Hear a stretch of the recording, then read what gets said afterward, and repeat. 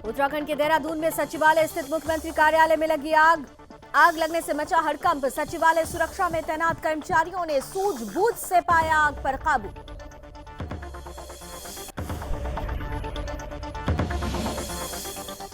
Ukraine से लौट रहे उत्तराखंड के नागरिकों को प्रदेश सरकार निःशुल्क घर तक पहुंचाएगी। गृह विभाग ने इस संबंध में जारी किए निर्देश।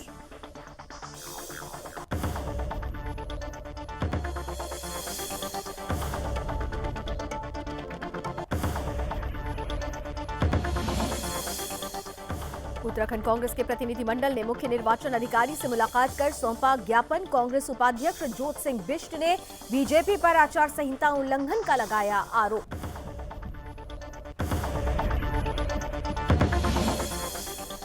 पूर्व मुख्यमंत्री हरीश रावत कांग्रेस नेता यशपाल आर्य से हल्द्वानी में किए मुलाकात। 10 मार्च को चुनाव परिणाम को लेकर की गई बातचीत।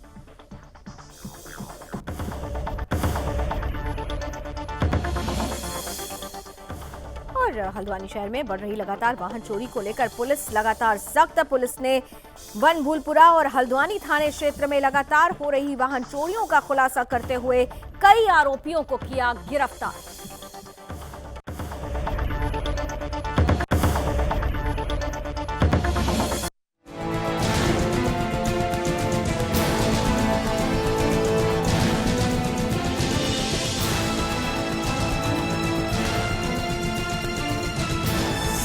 आप देख रहे हैं सुदर्शन न्यूज। नमस्कार, अपना उत्तराखंड देख रहे हैं आप। आपके साथ मैं हूं लावनी विनीत। बुलेटिन की शुरुआत इस वक्त की सबसे बड़ी और अहम खबर के साथ कर रहे हैं। दुनिया में जो महायुद्ध की परिस्थिति बनी हुई है, यूक्रेन के लिए किस तरह से ये परिस्थिति बड़ी होती जा रही है, इस वक्त की बड़ी खबर का सीधे रुख करते हैं। क्रीमिया से यूक्रेन की ओर रूस के जंगी जहाज बढ़ चले हैं। यूएस का दक्षिण यूक्रेन पर बड़े हमले का अंदेशा भी बना हुआ है। समुद्र के रास्ते, ब्लैक सी के रास्ते यूक्रेन पर हो सकता है बड़ा हमला। आपको बता दें कि कीव में देर रात से ही बड़े हमले जारी हैं और इन सब के बीच अब यह खबर आ रही है कि ब्लैक सी के रास्ते यूक्रेन पर बड़ा हमला हो सकता है। रूस द्वारा S-400 मिसाइल से युद्धाभ्यास भी शुरू कर दिया गया है। यूक्रेन में किसी छात्र को बंधक नहीं बनाया गया है। मिनिस्ट्री ऑफ एक्सटर्नल अफेयर्स, विदेश मंत्रालय की तरफ से यह स्पष्ट कर दिया गया है, क्योंकि यह खबर फैलाई जा रही थी कि यूक्रेन में भारतीय छात्रों को बंधक बनाया गया है। तो मिनिस्ट्री ऑफ एक्सटर्नल अफेयर्स की तरफ से कहा जा रहा है, स्पष्ट किया गया है कि यूक्रेन में किसी भी छात्र को बंधक नहीं बनाया गया है। भारतीय दूतावास लगातार छात्रों के संपर्क में है। पूरे यूक्रेन में हवाई हमले का अलर्ट जारी कर दिया गया है। यूक्रेन में नागरिकों को घरों में ही रहने की सलाह दी गई है, क्योंकि रूस की सेना लगातार पूरे यूक्रेन को अब अपने जद में ले रही है। S-400 मिसाइल्स का भी युद्धाभ्यास शुरू किया जा चुका है और कहा जा रहा है कि ब्लैक सी के जरिए, ब्लैक सी के माध्यम से रूसी सेना यूक्रेन में घुसपैठ कर रही है। इसके अलावा देर रात कीव में भारी बमबारी हुई है।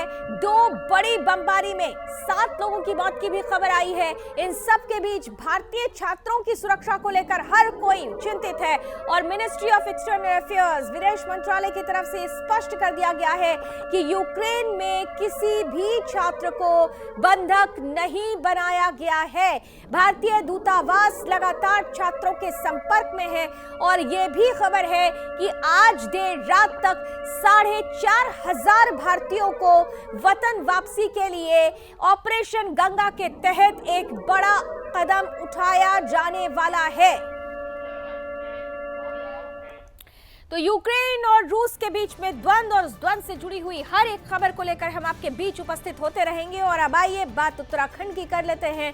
अपना उत्तराखंड के देहरादून की अब खबर लेंगे, जहां पर उस समय हड़कंप मच गया जब देहरादून सचिवालय स्थित मुख्यमंत्री कार्यालय में आग की खबर आई। वहीं आनंद फानन में सचिवालय सुरक्षा में तैनात कर्मचारियों ने अपनी सूझबूझ से आग पर किसी तरह से काबू पा लिया। दरअसल बताया जा रहा है कि शॉर्ट सर्किट के चलते आग लगी, लेकिन गनीमत रही कि आग पर काबू पा लिया गया। आग उस समय लगी जब मुख्यमंत्री कार्यालय में मौजूद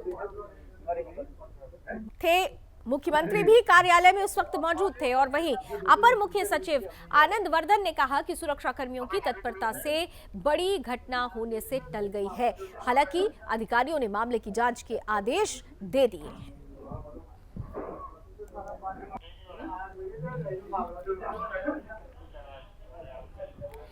वहीं यूक्रेन से लौट रहे उत्तराखंड के नागरिकों को प्रदेश सरकार निःशुल्क घर तक पहुंचाएगी, ये आदेश दिया गया है। गृह विभाग ने इस संबंध में बाकायदा निर्देश जारी कर दिया है।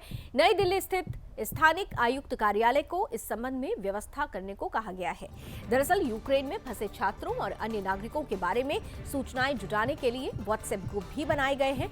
इन ग्रुप्स में सीएस, एसीएस, प्रमुख सचिव गृह और सभी सचिव, डीएम, एसएसपी भी जुड़े हुए हैं ताकि किसी भी तरह की सूचना मिलने पर तुरंत मदद पहुंचाई जा सके। उधर अपर सचिव गृह अंतर सिंह की ओर से स्थानिक आयुक्त को इस संबंध में एक पत्र भी भेजा गया। पत्र में कहा गया है कि यूक्रेन से स्वदेश लौटे उत्तराखंड राज्य के नागरिकों को निःशुल्क उनके गंतव्य, उनके घर तक पहुंचाया जाएगा। ट्रेन हो, बस हो और फिर टैक्सी, किसी भी माध्यम से, जिस भी माध्यम से वो गंतव्य तक जाने की इच्छा रखते हैं, उन्हें वो उपलब्ध कराया जाएगा। ये निःशुल्क व्यवस्था स्थानिक आयुक्त कार्यालय कराएगी। इसका सारा खर्च राज्य सरकार वहन करेगी।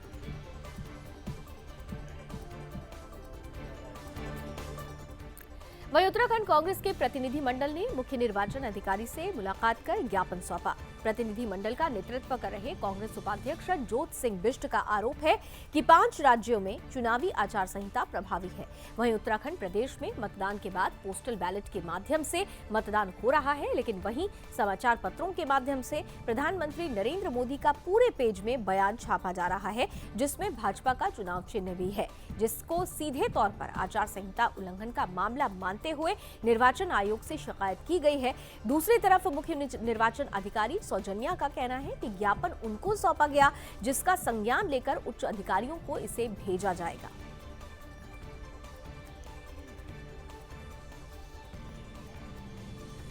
मेरा इलेक्शन में कांग्रेस का एक डेलीगेशन आज आया था, तो मॉडल कोड ऑफ कॉन्डक्ट का जो बारे में उन्होंने हमें दिया है, शिकायत दिया है और उस पे एक्शन के लिए भी उन्होंने लिखा है, तो इसको हम कमीशन को माननीय कमीशन। इधर पूर्व मुख्यमंत्री हरीश रावत कांग्रेस नेता यशपाल आर्य से मिलने उनके आवास हल्द्वानी पहुंचे। इस दौरान यशपाल आर्य के बेटे और नैनीताल से कांग्रेस प्रत्याशी संजीव आर्य भी मौजूद रहे। इस मुलाकात के राजनीतिक मायने भी निकाले जा रहे हैं, क्योंकि 10 मार्च को चुनाव परिणाम आने वाले हैं। उससे पहले बड़े नेता बहुमत के समीकरण को जोड़ घटाने में लगे हुए हैं। इस दौरान मीडिया से बातचीत करते हुए हरीश रावत ने कहा कि कांग्रेस पार्टी स्पष्ट बहुमत के साथ सरकार बनाने जा रही है और लोकतांत्रिक पार्टियां जिन्होंने भाजपा के खिलाफ पूरी मजबूती से चुनाव लड़ा है, उनको भी वो सरकार आने पर साथ लेकर चलेंगे। सभी लोकतांत्रिक ताकतें एक साथ मिलकर अच्छी सरकार चलाएं, यही उनकी इच्छा है। इस बीच हरीश रावत ने एक बार फिर से पोस्टल बैलेट पर सवाल उठा दिए हैं। यशपाल आर्य ने भी हरीश रावत से जब मुलाकात हुई तो कहा कि हरीश रावत हमारे बड़े नेता हैं और ये मुलाकात सिर्फ एक शिष्टाचार मुलाकात है। कांग्रेस प्रदेश में 48 सीटें जीतकर मजबूती के साथ सरकार बनाने जा रही है।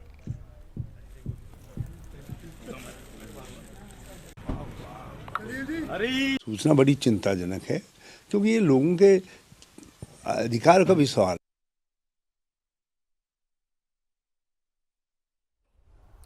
हल्द्वानी शहर में बढ़ रही लगातार वाहन चोरी को लेकर पुलिस लगातार सख्ती दिखा रही है और इस कड़ी में पुलिस ने बनभूलपुरा और हल्द्वानी थाने क्षेत्र में लगातार हो रही वाहन चोरियों का खुलासा करते हुए कहा कि कुछ दिन पहले ही हल्द्वानी थाने में एक मुकदमा पंजीकृत किया गया था, जिसमें बताया गया था कि एक कार चोरी हो गई है, जिसके बाद पुलिस और एसओजी के सहयोग से पुलिस ने 2 आरोपियों को गिरफ्तार कर लिया है। वहीं पर पुलिस अधीक्षक ने खुलासा करते हुए कहा कि पुलिस ने लगातार चेकिंग और सीसीटीवी के आधार पर गोला बाईपास के पास चेकिंग के दौरान एक व्यक्ति सहित एक महिला को गिरफ्तार कर लिया। पुलिस ने इनके पास से कार भी बरामद कर ली है। वहीं पुलिस ने खुलासा करते हुए कहा कि पुलिस अब इनके और साथियों की तलाश कर रही है। बताया जा रहा है कि इससे पहले भी ये लोग कई घटनाओं को अंजाम दे चुके हैं। फिलहाल पुलिस ने मामले को दर्ज कर उन्हें जेल भेज दिया है और वहीं मामले में आरोपियों से आगे की पूछताछ जारी है। मनीष बिष्ट ने 24 फरवरी को कोतवाली में सूचना दी कि उसकी i20 गाड़ी चोरी हो गई है। तो उसके आधार पर अभियोग थाना हल्द्वानी में कोतवाली हल्द्वानी में अभियोग पंजीकृत किया गया और कोतवाल हल्द्वानी के नेतृत्व में टीमों का गठन किया गया, जिसमें एसओजी का भी सहयोग लिया गया। इनके द्वारा सीसीटीवी फुटेज और लोकेशन के आधार पर 2 लोगों को गिरफ्तार किया गया डंपिंग जोन के पास से, जिनके पास से i20 कार बरामद की गई, जो शादाब है और जो सिविल लाइन थाना मुरादाबाद का रहने वाला है और उसकी पत्नी मुस्कान भी उसके साथ थी। दोनों को गिरफ्तार किया गया है और जो i20 चोरी, जो 24 फरवरी वाली i20 चोरी हुई थी, उसको बरामद किया गया।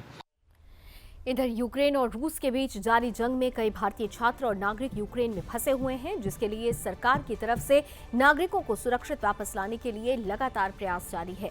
इसी कड़ी में उत्तराखंड के डीजीपी अशोक कुमार ने यूक्रेन में फंसे छात्रों को लेकर, साथ ही जो छात्र यूक्रेन से वापस आ गए हैं उनकी संपूर्ण जानकारी दी है।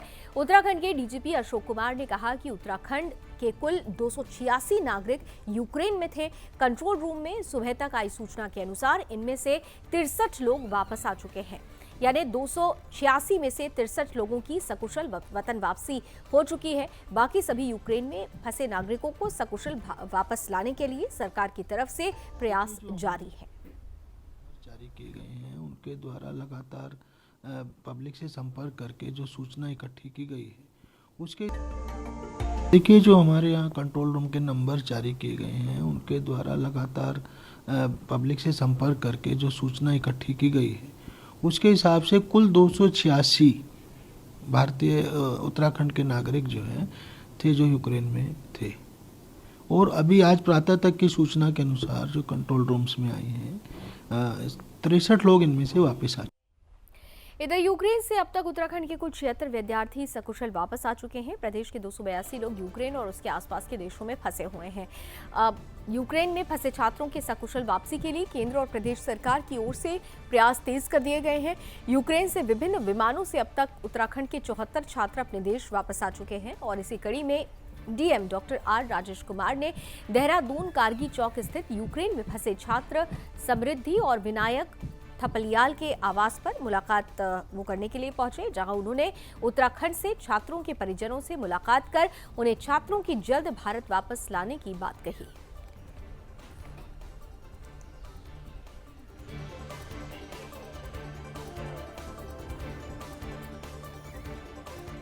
इधर यूक्रेन में फंसे उत्तराखंड के छात्र छात्राओं को लाने के लिए राज्य और केंद्र सरकार की ओर से लगातार कोशिशें जारी है। मंगलवार देर रात और बुधवार को उत्तराखंड के 13 छात्र यूक्रेन से लौटे हैं। स्थानीय आयुक्त कार्यालय की टीम ने एयरपोर्ट पर यूक्रेन से सकुशल लौटे छात्रों का स्वागत किया।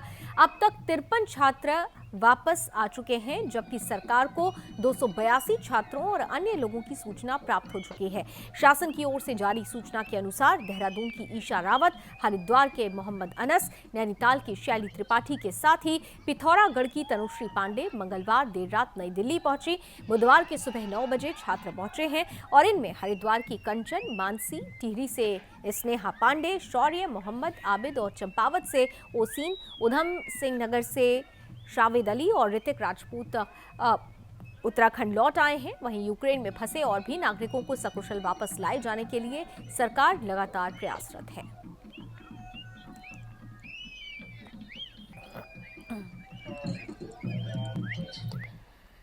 उत्तरकाशी जनपद में भारत चीन सीमा पर स्थित निलांग और जाडूंग गांव से विस्थापित होकर हर्षिल, बगोरी और डुंडा में बसे जाट भोटिया समुदाय के लोग लोसर पर्व को विशेष उत्साह के साथ मना रहे हैं। 3 दिन तक मनाए जाने वाले इस पर्व के पहले दिन चीड़ के छिल्लों से बनी मशालें जलाकर दीपावली ग्रामीणों द्वारा मनाई गई। इस दौरान ग्रामीण नाचते गाते झूमते नजर आए। मशालों को गांव के तिराहे पर विसर्जित कर तमाम बुराइयों के अंत की कामना वीरपुर डुंडा गांव के ग्रामीणों की तरफ से की गई। ग्रामीणों की माने तो हिंदुस्तान के सारे पर्व एक साथ अलग अलग दिन लोसर पर्व में मनाए जाते हैं। क्या क्या रहा मेले में? जी, ये विकास मेला पहले 3 दिन का होता था। इसकी लोकप्रियता को देखते हुए इसको समिति और ग्रामवासियों ने डिसाइड किया, इसको 7 दिन का हमने इस बार मनाया है। और यहाँ पे जो है आज इसका अंतिम दिन है, जो कि आज यहाँ पे हवन का कार्यक्रम होगा, जिससे जनपद में और शुद्धि और खुशहाली होगी। आगामी चारधाम यात्रा के मद्देनजर मुनि की रेती थाना क्षेत्र में लगने वाले जाम की समस्या से निपटने के लिए पुलिस कप्तान नवनीत भुल्लर काफी गंभीर नजर आ रहे हैं। उन्होंने मुनि की रेती, लक्ष्मण झूला और ऋषिकेश कोतवाली पुलिस से आपसी सामंजस्य स्थापित करने के लिए एक प्रस्ताव बनाकर पुलिस मुख्यालय को भेजा। अगर पुलिस मुख्यालय ने मुहर लगाई तो तीनों थाना क्षेत्र की पुलिस एक ट्रैफिक प्लान पर काम करेगी, जिससे ऋषिकेश, मुनि की रेती और लक्ष्मण झूला क्षेत्र में जाम की समस्या से निजात मिलने की उम्मीद रहेगी।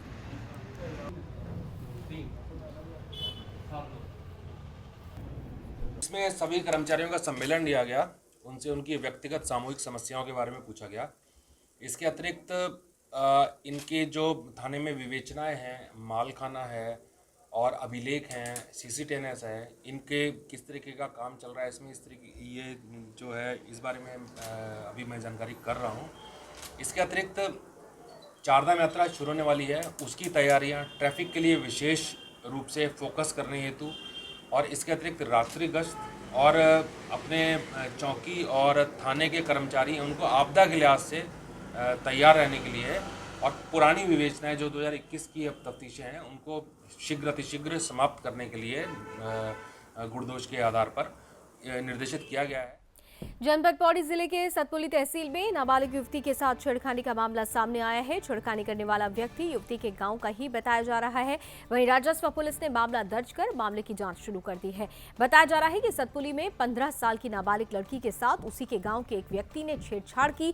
फिलहाल पीड़िता ने मामले की शिकायत थाने में की। पुलिस ने मामले को दर्ज कर लिया है, वहीं मामले की जांच जारी है।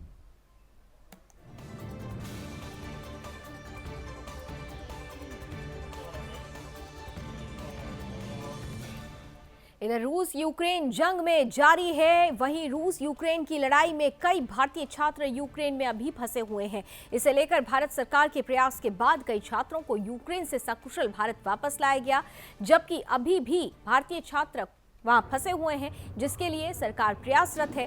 और इसी कड़ी में ऋषिकेश की रहने वाली छात्रा यूक्रेन से सकुशल वापस लौट आई हैं। बेटी सकुशल घर पहुंची तो मां के आंसू छलक पड़े। आस पड़ोस के लोग भी यूक्रेन से लौटी छात्रा का हाल चाल जानने पहुंचे। यूक्रेन से लौटी तमन्ना ने अपनी आप बीती सुनाई। वहीं अब भी यूक्रेन में ऋषिकेश की एक और छात्रा और 2 छात्र फंसे हुए हैं, जिनका इंतजार परिजन बेसब्री से कर रहे हैं। रोमानिया के रास्ते भारत वापस लौटने वाली तमन्ना त्यागी अब खुश है, लेकिन उन्हें चिंता अन्य छात्रों की है। खुद को खुशनसीब मानते हुए वो इंतजार सभी भारतीय छात्रों की घर वापसी का कर रही हैं। उनकी मां भी ये दुआ कर रही है कि हर एक बच्चा सुरक्षित और सकुशल घर लौट आए। वहीं तमन्ना त्यागी ने यूक्रेन में युद्ध हालातों को करीब से देखा। तमन्ना ने घर की छत के ऊपर से उड़ते जहाज युद्ध के बीच गुजारे वक्त को लोगों से साझा किया और बस इमरजेंसी सायरन के बजने के इंतजार के बीच उनकी हर रात खौफ के साथ गुजरी है। इस दौरान छात्रा ने कहा कि अब घर आकर बहुत अच्छा लग रहा है, सुकून महसूस कर रही हूँ। Thank you. और अमित कांडियाल संवाददाता इस वक्त हमारे साथ जुड़ रहे हैं ज्यादा जानकारी के साथ। अमित, निश्चित रूप से जो छात्र सकुशल घर लौट रहे हैं उनकी खुशी का कोई ठिकाना नहीं है। उनके परिजनों के चेहरे पर वो संतोष देखा जा सकता है, लेकिन अब भी कई ऐसे छात्र हैं जो वहां फंसे हुए हैं। जो छात्र लौट कर आ रहे हैं, आप बीती सुनाते हुए क्या कुछ बताया जा रहा है, खासतौर से क्योंकि हम अभी तमन्ना को देख रहे हैं, वो खुश जरूर है लेकिन चिंता उन्हें अपने बाकी के दोस्तों की है। जी, जैसे कि देखा जा रहा है लगातार ये युद्ध के बीच में भयावह स्थिति बनी है और जो भारतीय छात्र हैं और अन्य जो व्यवसायी है जो वहाँ काम करने गए हैं उनको भय के साथ जीने में मजबूर है। और लगातार जो भारत सरकार है उनके प्रयासों से जो वहाँ के जो छात्र फंसे हैं और अन्य लोग फंसे उनको निकालने का इंतजाम किया जा रहा है और लगातार फ्लाइटें भारत की ओर उड़ान भर रही है और भारतीय छात्रों को लेकर। वहीं ऋषिकेश की तमन्ना त्यागी भी बुधवार की देर शाम ऋषिकेश पहुंची और उन्होंने अपना जो अनुभव है वो साझा किया।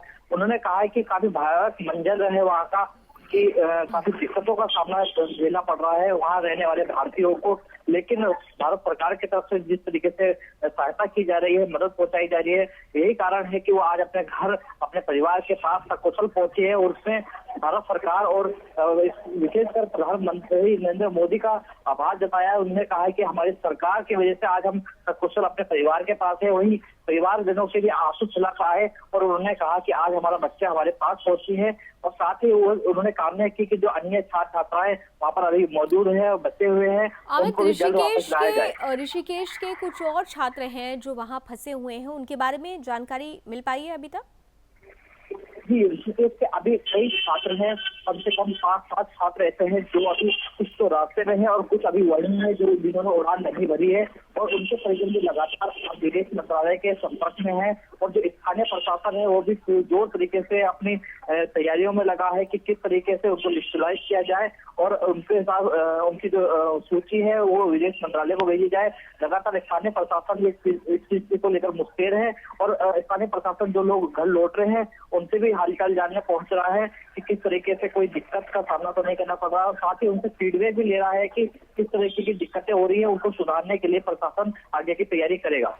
क्या कोई जानकारी अभी तक मिल पाई है कि जो छात्र वहां पर अभी फंसे हुए हैं स्टिल, क्योंकि हम तक ये जानकारी आ रही है विदेश मंत्रालय की तरफ से कहा जा रहा है कि आज देर रात ऑपरेशन गंगा के तहत 4,500 लोगों को लाने की एक बड़ी कोशिश की जा रही है। तो क्या उन 4,500 लोगों में ऋषिकेश के वो छात्र भी हैं जो अभी यूक्रेन में इस युद्ध की विभीषिका के दौरान फंसे हुए हैं? क्या ऐसी कोई जानकारी मिल पा रही है हमें? जी, जैसे कि जानकारी अभी फिलहाल जो जानकारी मिली है उसके अनुसार एक गंगानगर की रहने वाली एक जो छात्रा है वो अभी रास्ते में है और वो वहाँ से उड़ान भर चुकी है और रास्ते में है। वो आज देर शाम या कल सुबह तक इंडिया पहुंच जाएगी। और जो अन्य 2 छात्र हैं जो ऋषिकेश के श्यामपुर क्षेत्र के हैं उन्होंने भी उड़ान नहीं भरी है, वो वहीं पर अभी यूक्रेन में है। संभावना जताई जा रही है कि जो ऑपरेशन गंगा चल रहा है इसके तहत उनको आज या कल तक उनको भी वहां से उड़ान भरी जाएगी और वो भी 1-2 दिन के अंदर पहुंचेंगे।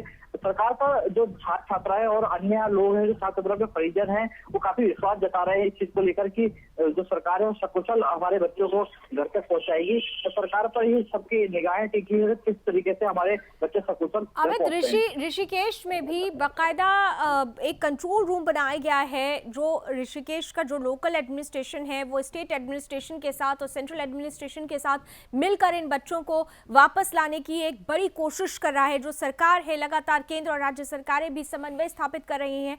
क्या उनकी तरफ से कोई जानकारी मिल पाई है? कब तक संभावना है जो बच्चे वहां फंसे हुए हैं वो यहाँ पर वापस वतन वापसी सुनिश्चित उनकी हो सके? स्थानीय प्रशासन का इस बारे में यही कहना है कि लगातार जो विदेश मंत्रालय और भारत सरकार है उनके संपर्क में बने हैं वो लोग और जो स्थानीय जो हमारे ऋषिकेश के क्षेत्र के लोग हैं, ऋषिकेश तहसील अंतर्गत आते हैं, उनकी सूची तैयार करके भेज दी गई है और लगातार उनको लाने का प्रयास किया जा रहा है।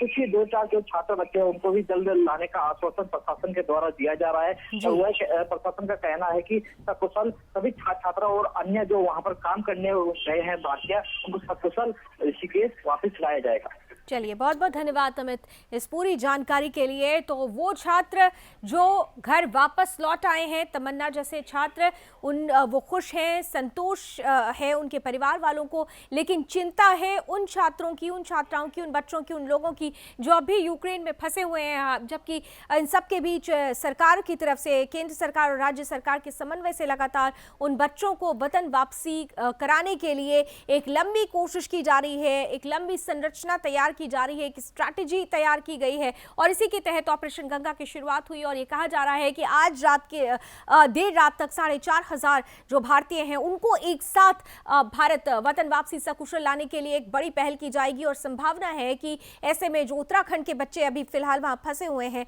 वो भी जल्द ही वतन वापसी कर लेंगे। आइए आगे बढ़ते हैं। देश भर में महाशिवरात्रि के मौके पर भक्तों की तरफ से शिवलिंग पर जलाभिषेक कर पूजा अर्चना की गई। इसी कड़ी में उधम सिंह नगर के शक्ति फार्म के जंगलों के बीच शिवरात्रि के मौके पर 3 दिवसीय मेले का आयोजन हर साल किया जाता है और इस बार भी 3 दिवसीय मेले का आयोजन किया गया। झाड़ी मंदिर में स्थित पौराणिक काल के शिवलिंग पर दूर दराज से हजारों की संख्या में लोग पहुंचकर जलाभिषेक कर रहे हैं। साथ ही आयोजित 3 दिवसीय मेले का आनंद भी उठा रहे हैं। शिवरात्रि के पावन पर्व पर हजारों की संख्या में स्थानीय कांवड़ियों की तरफ से हरिद्वार से गंगा जल भरकर इस शिवलिंग पर जलाभिषेक किया जाता है और साथ ही मेले का आनंद उठाया जाता है।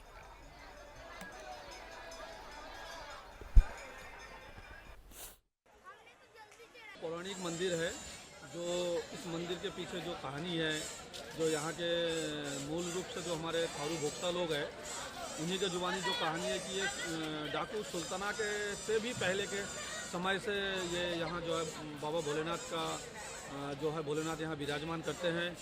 और इनके पीछे मान्यता यह है कि जब डाकू सुल्ताना इस क्षेत्र में कभी भी डकैती के लिए मन बनाते थे तो एक इस यहाँ झाड़ियों के बीच में से एक आवाज़ आता था कि डाकू आज जो है डकैती के लिए आएगा, सब लोग सावधान हो जाए। ये एक मान्यता रही और इस तरीके से सुल्ताना डाकू ने ही देखा कि आवाज़ कहाँ से आता है। जब उन्होंने अपने डकैतों के साथ खोजबीन किया तो देखा झाड़ियों के अंदर भोलेनाथ का जो है शिवलिंग है, तो उन्होंने उनका खोज किया।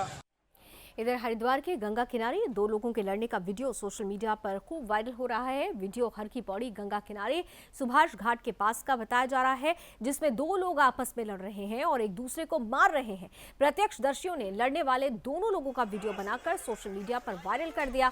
बताया जा रहा है कि दोनों गंगा घाट पर भीख मांगने का काम करते हैं और नशे की हालत में आपस में किसी बात को लेकर लड़ झगड़ रहे थे। फिलहाल पुलिस तक मामला पहुंचने से पहले ही स्थानीय लोगों ने दोनों को अलग कर मामले को शांत कर दिया। स्थानीय व्यापारियों का कहना है कि यहां पर शराब पीकर भिखारियों के रोज आपस में लड़ने झगड़ने की घटनाएं आम बात हो गई है, जिसका संज्ञान पुलिस को लेना चाहिए, क्योंकि ये क्षेत्र की पवित्रता को भंग कर रहा है।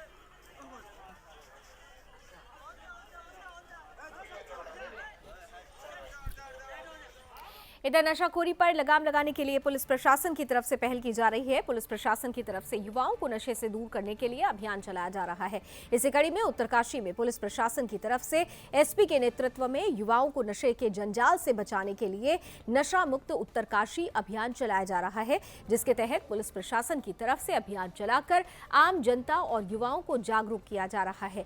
इस बीच पुलिस प्रशासन की कार्रवाई में चेकिंग के दौरान 2 नशा तस्कर को गिरफ्तार किया गया। वहीं आरोपियों के पास से 1 किलो अवैध चरस बरामद की गई है। फिलहाल पुलिस ने मामला दर्ज कर लिया है और आरोपियों को जेल भेज दिया है। वहीं इस मामले में आरोपियों से पूछताछ भी जारी है।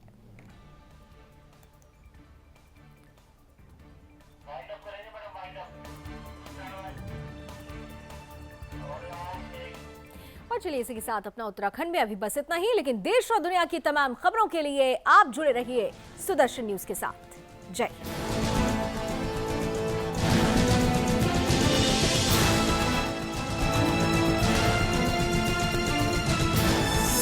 आप देख रहे हैं सुदर्शन न्यूज।